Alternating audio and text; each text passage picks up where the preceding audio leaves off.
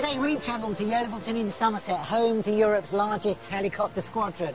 And I'm inside the Commander Helicopter Force hangar here at HMS Heron, the Royal Navy's largest airbase. Welcome to Flog It.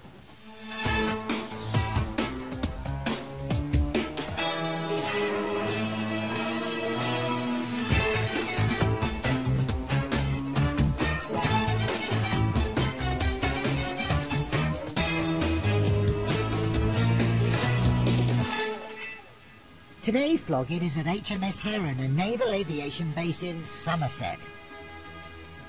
Surrounded by air traffic, it is a very humbling reminder of the risks the men and women deployed from here are taking with their lives. And later in the programme, I'll be catching up with an engineer from the Commando Helicopter Force. Well, we're certainly at the sharp end of the Royal Navy here today at HMS Heron, and I'm right at the front of the queue, the very sharp end. The question is, are our experts up for duty today? Putting up a strong united front today, we have Christina Trevanian and Charlie Ross, experts in their fields. Oh, WNF, the famous old WNF.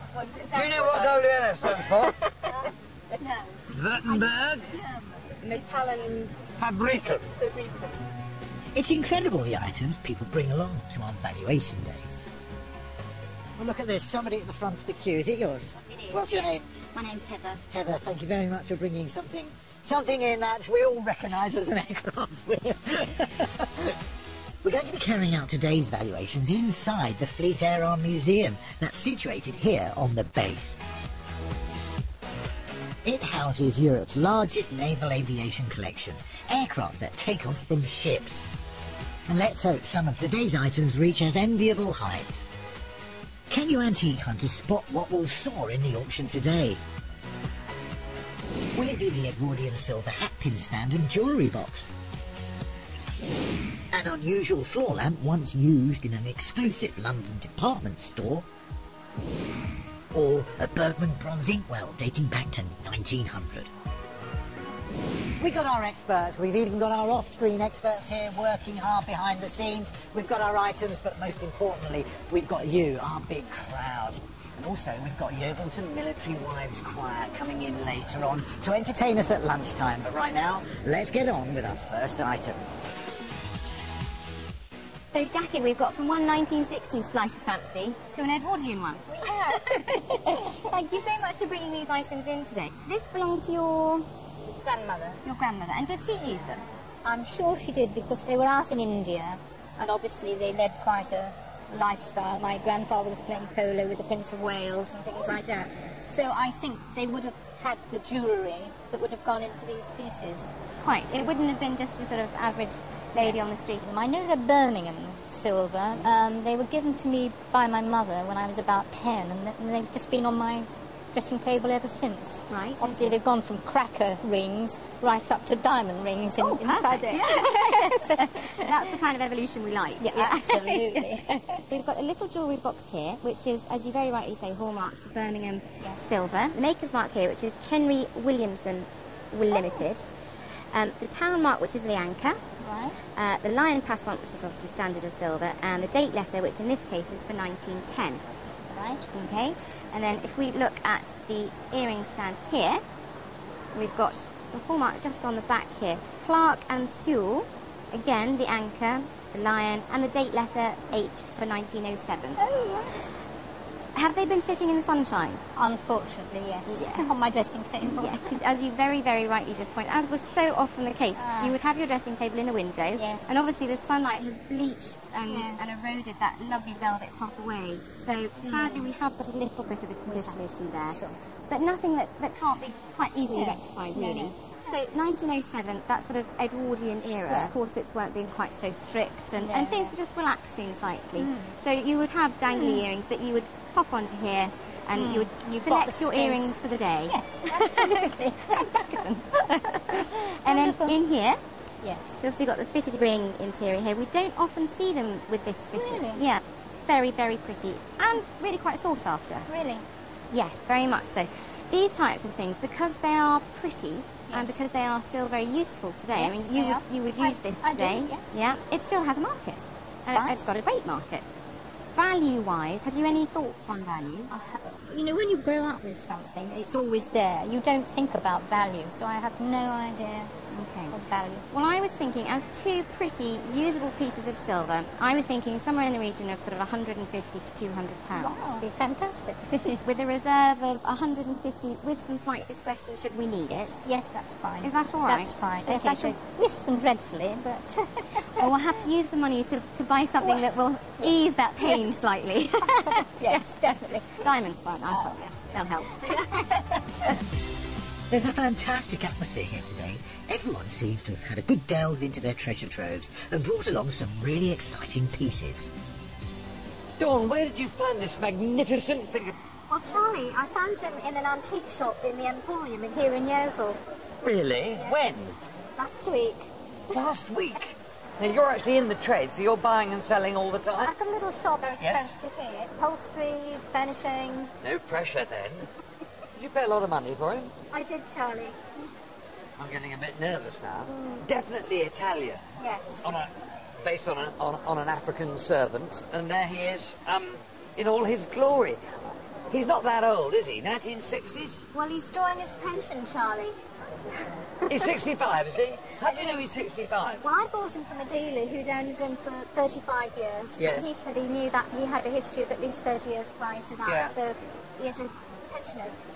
A pensioner. He doesn't look like a pensioner. His body is slightly in better condition than mine. He's a combination of all sorts of things. I think the main body is plaster, isn't it? Looking at it. Yeah, plaster, resin and wood at the bottom. A wood at the bottom. There's a nice carved plinth at the bottom.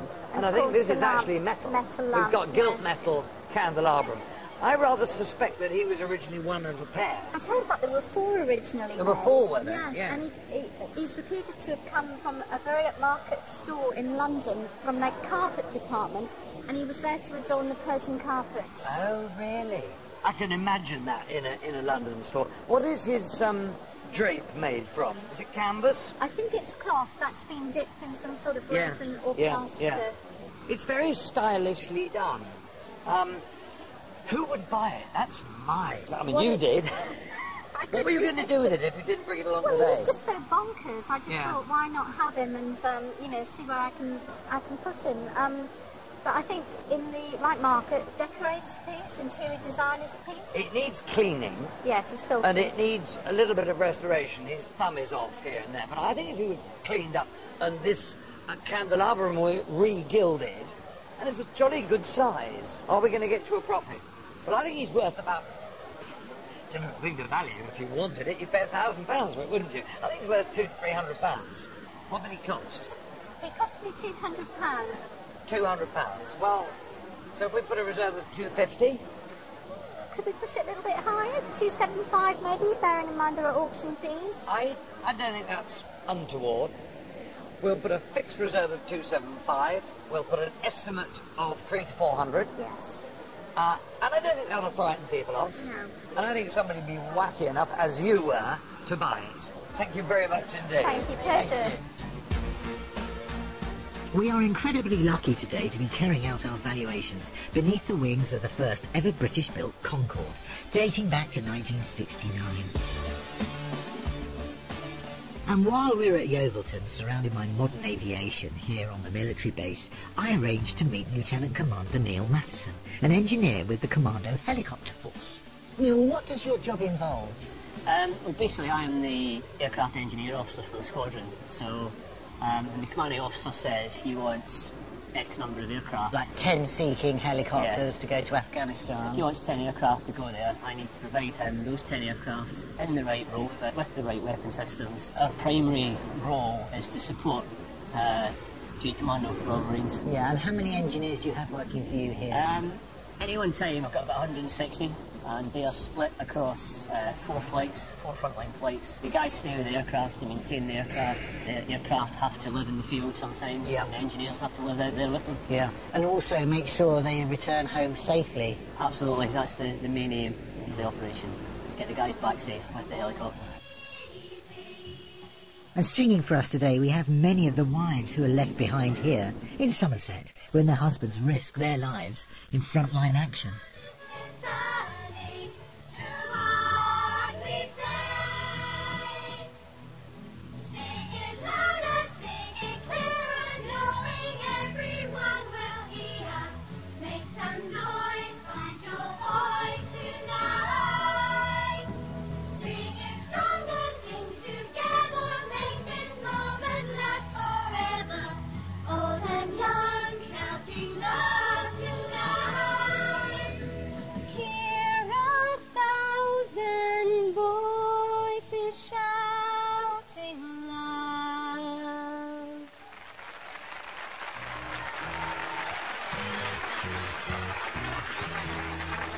Well, that was absolutely fabulous, and the acoustics in here are marvellous. Right, let's catch up with our next expert and another item. So Derek, we've got this spectacular collection of aircraft below us and this rather glitzy, wonderful collection of regalia here in front of us. Thank you. Tell me a little bit about it. Where does it come from? Basically, this was all to do with my grandfather. Right. And it's something that was passed down to me. And this is grandfather wearing This piece here, this actually. piece here, which is the moose. Yes. Order of the moose here. But we've got two quite different groups here, haven't we? We've got We have indeed. the buffaloes, Royal Order of the Buffaloes, and then we've got the moose, and then we've got the Chili Lads with a nice Order of Merit on it. And I suppose the main aim really of these lodges was to, I think primarily, especially with the moose and the buffalo, was basically to look after The people, yes. exact orphaned and widowed people particularly. Yes. Which Definitely. is really charitable really, isn't it? And a great cause to support. So very similar to Masonic regalia, but not Masonic. He was secretary. That was in 39, 1940, Quite 41. early then, really. Yeah. And he's obviously been in it because you've got a 25-year pad here, which is wonderful. I've been the keeper of it, but I think it could be used somewhere better than being stored in the loft. Quite. It's So I a thought- bit difficult when you're not involved in the lodges and things to know quite what to do with it, isn't it? Exactly. So, and I assume you're not. No, I am. Which is your favourite? Because they're all really rather beautiful, aren't they? Which is your favourite? I would say probably this little thing here. That one there, that one's silver, and that's obviously got my grandfather's name on there and the date. Oh, yeah. But that is 52. What have we got That's here? way before I was born. Funnily enough, that is actually probably the most valuable one in this collection. Because as you very rightly pointed out, we've got a nice silver hallmark on the back there. The others, sadly, although they look really rather wonderful, They do. they're not silver gilt and definitely not gold, sadly. So as such, really, when we're valuing collections like this, we tend to value them on their silver weight as well as the content as well. And unfortunately, because you haven't got any silver weight that's of any great note, the value is going to be reflected in that. I think if we were to offer it at auction, we would offer it as one complete lot. Yes. And I think we might be looking somewhere in the region of sort of £60 to £100. What are your thoughts about that? I think it'd be nice for it to go somewhere where it's appreciated. We'll say £60 to £100 with a firm reserve at 50. It doesn't seem very much for such a huge array of rather beautiful things. But unfortunately, that's just the market that we're in at the moment. If it was gold, We'll be booking the holidays you tomorrow. would. You'd be off to the Caribbean before I could say Jack Flat. Will our experts be flying by the seat of their pants? Are they on the money? Anything can happen in an auction room? And we're going there right now. And here's what's coming with us. Jacqueline's Edwardian silver hatpin stand and jewellery box are sure to be a hit with the silver collectors. Dawn's mid-20th century floor lamp could be the striking piece an interior designer is searching for. And Derek's collection of medals from the Order of the Buffalo and Moose should draw in the specialist collectors. Today our auction house is in Bridgewater, a small Somerset town, brought to life every year by the biggest illuminated carnival in Europe. Over the decades, the floats have become bigger, bolder, and even more spectacular. Let's hope today's auction is an all-singing and dancing event too. Now, it may look calm and peaceful outside, but hopefully in there it's going to be packed full of bidders. There's going to be excitement and tension, so don't go away. On the rostrum today we have Claire Rule. And don't forget, if you want to sell something at auction, there is a seller's commission to pay. And here at Tamlin's, it's 15% plus VAT. And let's kick off with a little bit of glamour from the Edwardian era. Jacqueline and Joe, I hear you're downsizing. Everything's got to go, and this is just the start of it. A silver hatpin stand and jewellery boxes. It's been on my dressing table since I was 10. Yeah. Catching a bit of sunlight as well. There's a bit of sun damage. Lots of memories anyway. Happy memories for you. And hopefully we'll find a new home right here, right now. Good luck. 102, the hat pin stand and a little trinket box. Little silver items changer here, lot 102. And these have to start away at £65. At 65, 75, 85, 95, 100, 110.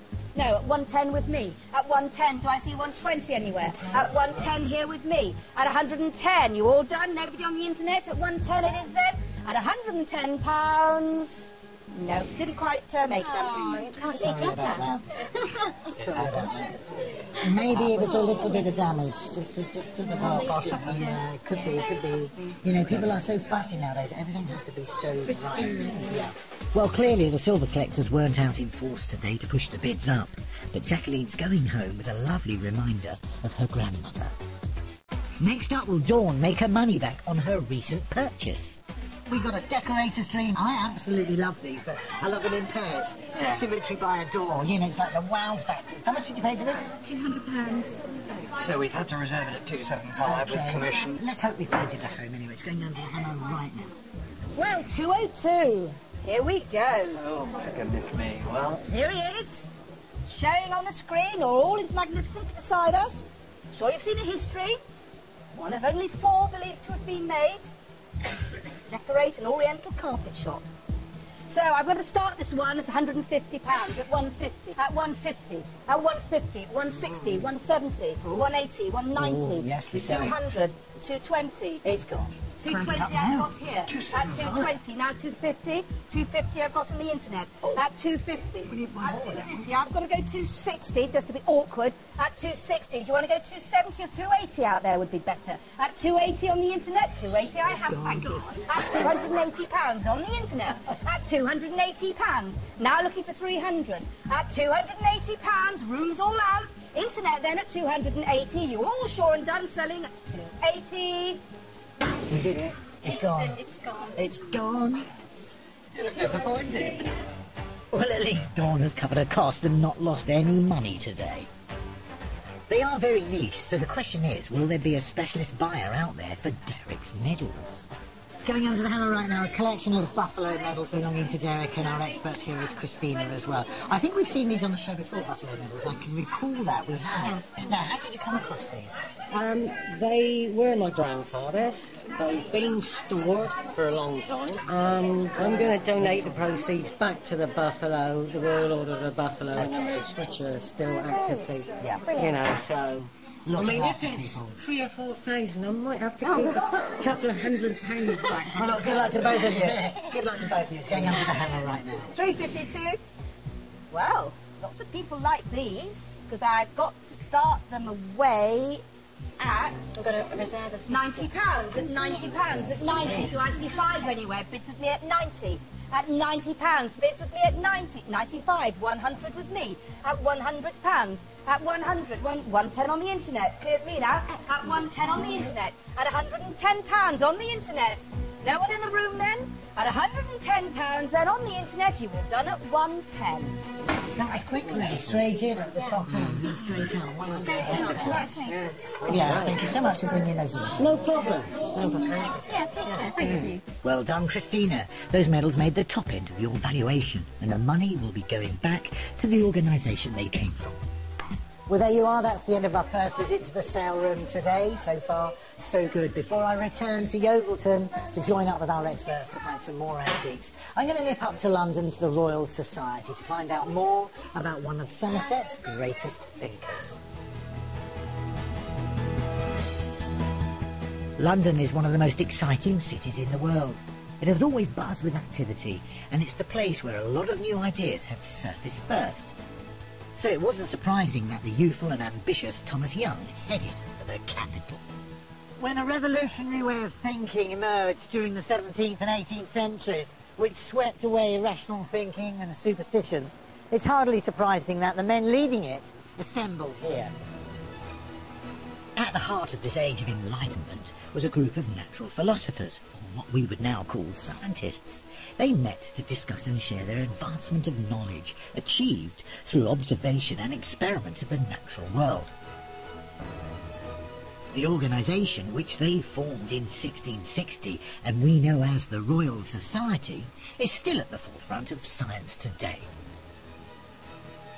It was to this esteemed body that the 20-year-old Thomas Young from Milverton in Somerset submitted his papers on vision in 1793, which led to his election as a Fellow of the Royal Society the following year. This was just one step along the way for one truly exceptional individual who, by the time he died at the age of 56, had left his mark, contributing to human knowledge in fields right across the board. He'd been a physician, a linguist, a musician, an archaeologist, a mathematician, a philosopher, an Egyptologist, and a physicist. And on top of all of this, it was noted that he was very good at ballroom dancing. He could even play the bagpipes and ride astride 2 galloping horses. His expertise spanned many subjects, making him a polymath, unlike today's scientists who tend to specialise in one area. Not a household name today, but within the scientific world, Young has been described as the last man who knew everything. I think it's fair enough to say this man was an absolute genius. Young had been a child prodigy, learning to read by the age of 2, and by the time he was 13, had knowledge of a dozen languages, including Greek and Latin. As an adult, he studied medicine in London and Edinburgh, physics in Germany and Cambridge. And then, on inheriting some money, he set himself up as a physician in London, where for a time he was also a professor at the Royal Institution, an organisation that promotes science education and research, which still exists today. And there's a portrait of Thomas Young hanging on the wall in a prominent position at the top of this staircase, and here it is. This is Thomas Young, who was the Foreign Secretary for the Royal Society for 25 years, right up until his death in 1803, no doubt putting his language skills to good use, communicating with people all over Europe, at a time before there was a Foreign Secretary for Government. It was this facility with language, along with his interest in Egyptology, that enabled him to notch up another huge achievement. His analysis of the 3 inscriptions in different languages on the Rosetta Stone played a large part in deciphering the mystery of Egyptian hieroglyphics. Now, if you had to pick one thing from the astonishing list of Young's contributions to knowledge, it would have to be his wave theory of light. This was the most important experiment of his career, which dealt with the very nature of light, and his findings still resonate with us today. It was this important work which brought him into conflict with the ideas already laid down by this chap, Sir Isaac Newton, which, in the early part of the 19th century, was almost unthinkable. An expert in this field, I've arranged to meet Dame Athene Donald, Professor of Experimental Physics at Cambridge University and a current-day Fellow of the Royal Society. Doing experiments is exactly what the Royal Society is all about. The motto is nullius in verbo, which means take no man's word for it. Right. And this originated because there had been an awful lot of what we would now call science, just based on sort of philosophy debate instead of doing experiments. And when the Royal Society was founded, it was very much key to it that you would do experimental science to learn and to test ideas. And to challenge. Thomas Young set out to question Newton's established theory of light, working entirely in the new experiment-led way. So the point of the experiment was to see whether Newton's ideas about light being made of particles, little bullet-like things, was correct. Young wasn't convinced, and he was looking to see whether the light was actually made of waves instead, so whether one should represent light as waves. And so the point of the experiment was to test that by looking for interference for light going from 2 different sources. So we have 2 slits here. Side by side. Side by side, yes. This experiment is incredibly complicated, but let's give it a go. So let me plug this in, and if you look at the screen, we can see this pattern of fringes here, yes, alternating light and dark, which comes from the interference of the 2 beams of light that pass through the 2 slits. So that's what he saw, and if you want me to explain it, it's probably easiest to see using this kind of analogue setup. So The good old overhead projector. the good old overhead projector, yes, this is what I use in my lectures too. So what if you imagine that I dropped a stone into a pond, you'd have a pattern of And ripples. the ripples going out. That's right. So these are alternate light and dark corresponding to troughs and crests, as we would call them. Okay. Now here I can introduce the idea of a second slit. So, Another pebble dropped in, pebble. but not on the same spot. and you can see a pattern. I can see that. So That's some very places clever. they add together, some places they knock each other out. You see the fringes, which Yes. is what we saw on that. And this pattern is a pattern of implying waves. Young came along and said, look, if I do this experiment, it has to be waves. And so Young, I'm afraid, originally was really trashed. People said, can't be right. Newton had been, if you like, the Bible that people had used for about a century. And it took a long time for the ideas to be accepted, maybe tens of years. But of course, slowly, during the course of the 19th century, it took over and became accepted. And what are your thoughts on Young? His legacy, I teach this stuff, it's absolutely fundamental to the way we think about so much about different parts of the electromagnetic spectrum. So he's had a huge influence.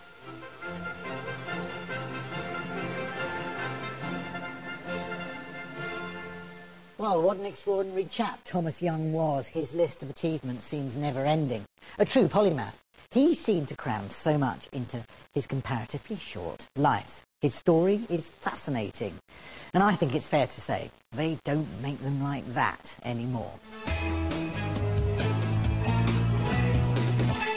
Back in Yeovilton, people are still arriving to get their antiques and collectibles valued. Welcome back to the Fleet Air Arm Museum here in Yeovilton in Somerset. We've had some wonderful finds so far today, but let's see if we can top that, shall we? Let's now catch up with our experts to find some more gems to take off to auction. Chris, what brought you here today? Well, mainly because of the aircraft.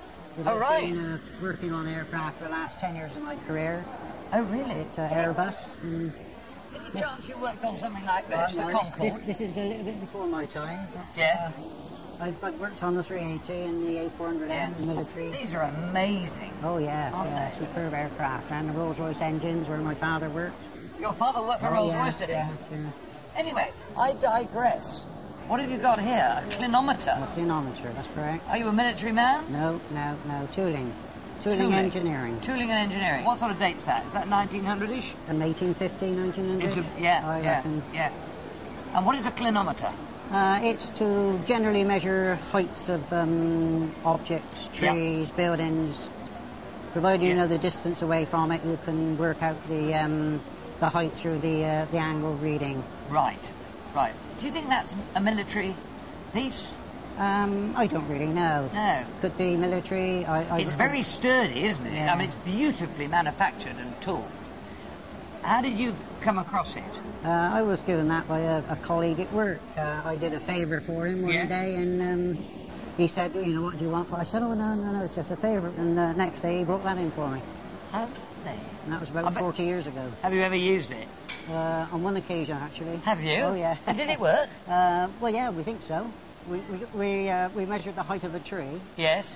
which was grown in the garden, a very tall conifer, which we were having cut down. So we decided to physically measure it. And, Fantastic. So you look through it, like that, No, the other end. and then what's with the level? You move the level around so that the sunlight passes through the bubble at the top, down Yes. through the aperture in there. So you've got to have good eyesight and be a mathematician Yeah. and a steady hand. That's correct. And the sun's got to be shining. Yeah. Given all that, well, it's a treat, I suppose. Now, see, it's got a maker's name on it. I think it's Palant. Palant of London. Palant of London, who made scientific instruments That's right. and probably brass and metal ones. I think some of those scientific instruments are works of art in Oh, themselves, they are, aren't definitely, yes, yeah. they? What about the value of it? It's very much a collector's piece. I don't know whether people would still use something like that today. I wouldn't think so. I think there are No, more no. sophisticated Oh, ways yeah, of measuring the height of a tree or a building. Yeah, oh, definitely. Yeah. I think it's worth £150. Yeah, very nice. What do you think? I would sort of like set around about 100. But, Would you? Yes. I mean, it's a bit of a guess for me, but I'd be fairly happy to put 100 to 150 on it. All right. Yeah. As an estimate, and we ought to put a reserve on it. Yeah. What sort of reserve, just to cover you? Probably like about £80. £80. Make sure we don't... I mean, 80 with a little auctioneer's discretion, perhaps. Yeah, Just yeah. if he gets close, Yeah, we'll okay. put that on it, take it up to auction, and we'll see you at the auction. Yes, we'll Look do. forward to it. Oh, that's fine. An interesting scientific tool then, also known as a tilt meter.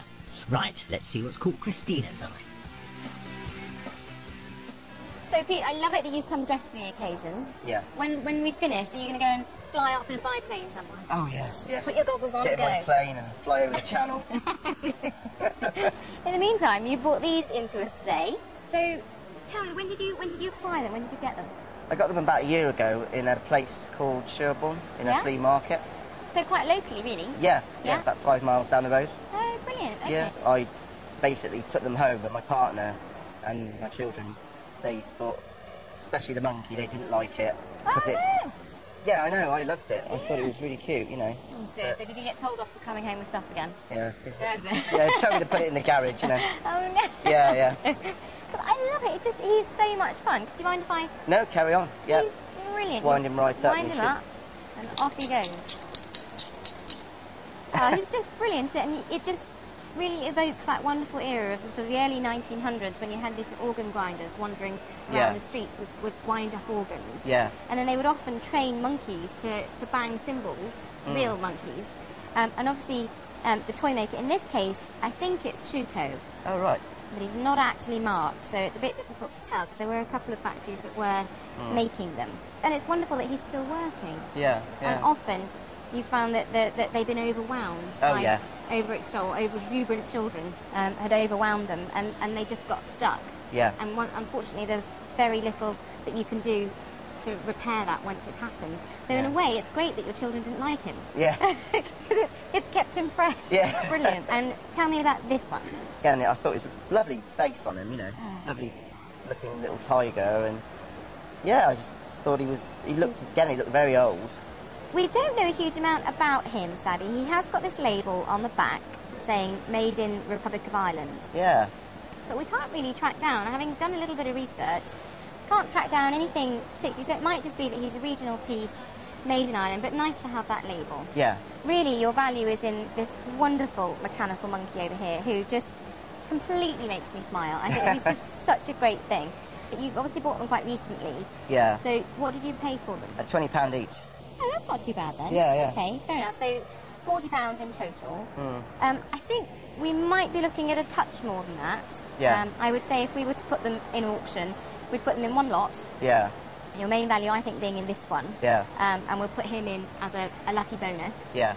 And I think I would estimate them at sort of £60 to £100. Okay, yeah. How would you feel about that? Yeah, that's okay. Yeah? Yeah. And if we put a reserve on just to protect them, Yeah. so if we put 60 with discretion, Yep, that's okay. are you happy That's with fine. that? That is fine, yeah. Yeah? Perfect. So before you get in your plane and fly away in that Yeah. wonderful jacket, do you want to have one last farewell I will symbol? say goodbye to Monkey. Yes, goodbye, monkey. He's going to be waving goodbye to you too. Thanks. Okay. Bye. Well, let's hope Peter's monkey generates as much excitement in the auction house. And now for our final valuation here at the Fleet Air Arm Museum. Becky, Tony, you have made my day by bringing this wonderful object. I'm going to ask you what you know about it, then hopefully I'll fill in the gaps. Well, I don't know a lot. Do you know what it's made of? Bronze? Correct. Do you know where it was made? Austria? Correct. What do you mean you don't know a lot? Who is straight to the top of the class here? Is there anything you don't know about it? That's it. I know no more. You don't need to know much more than that. This is about 1900 in date, so it's a good 100 plus years old. Do you know what the bird is? Thrush? A mizzle thrush. Very good. I wonder if there is a question I can ask you that you don't know the answer to. Do you know what happens when you lift up the lid? Oh, yes. What happens? There's an inkwell. Here's an inkwell. Is it the original inkwell? I wouldn't have thought so. Bergman probably is best known for much, much smaller bronze items, of which the factory made thousands and thousands. And the more impressive pieces become more and more valuable because they were done on lesser scale. And this is, by any standards, a large Bergman cold-painted bronze. The paintwork is in superb condition. And you know, we've done a little bit of research because I'm not sure what colour a mizzle thrush egg should be, and that is right. Good. Absolutely right. When I first saw it, I thought, Oh, someone's put a chocolate egg in there just to make it impressive, you know. And I was doing this, thinking you're going to take a chocolate egg out. That's what it was like as a child. I wanted to take the egg out, obviously not allowed. Well, that's a good reason to sell it, really, isn't it? Because one day you'll get it out of there. I've grown out of So that now. are you allowing Dad to sell it? Oh, absolutely. Absolutely sounded a little bit like I think he might give me some of the proceeds. I may be wrong. You might be, Charlie. Would you say the egg is bronze? No, I think actually it's semi-precious stone, probably. And the decoration in the nest is wonderful. See little feathers there, there's another feather here. And the signature must be on it somewhere. Under its tail, I believe. It's under the tail, is it? Yeah. I will just check. There we go. Geschürz, which means manufactured or made by Bergman. And Bergman also did naughty bronzes. Rude bronzes. And when he did a rude bronze, he didn't sign it Bergman. No, he didn't. He signed it Nimgrab, which is Bergman backwards. Now the people wouldn't realise what a naughty chap he was being. But his naughty ones are very valuable too. Where did you get it from? It must have been a local auction house, T-Oval. You bought it at an auction run. Right. You remember what you paid for it? Yeah. How long ago? Over 30 years. Over 30 years ago. I'd be fascinated to know what you paid for it. So would I. Yeah? Value. What's it worth? Don't tell me you haven't got a clue, because somebody told me you knew what you wanted for it. I said I thought it was worth over 500. Did you? Yeah.